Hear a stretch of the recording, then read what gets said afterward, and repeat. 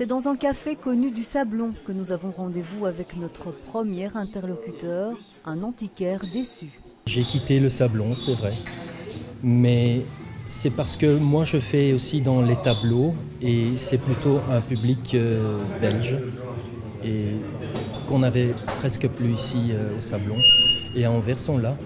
Notre antiquaire nous emmène sur la place du Sablon. Un seul coup d'œil suffit pour constater que les chocolatiers y ont de plus en plus pignon sur rue. Pour moi c'est vraiment parlant.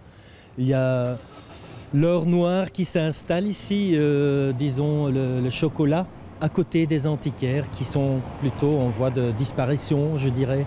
Ces chocolateries attirent une autre forme de tourisme moins fortunée, alors que la clientèle belge pour les articles de luxe se raréfie, comme le constate chaque jour ce bijoutier.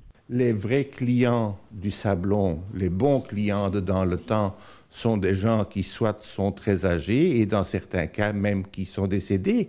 Et malheureusement, ça change quand même la clientèle du Sablon. Un peu plus loin, nous rencontrons un autre antiquaire présent dans le quartier depuis plus de 20 ans, au discours plus positif. Ça reste quand même encore toujours le quartier le plus important en Belgique pour les antiquités. Dans les rues à côté du Sablon, il y en a même plus qu'avant, quand je suis venu ici. Berthe, lui, ne regrette pas son choix, même s'il ressent une certaine mélancolie chaque fois qu'il passe devant son ancien magasin.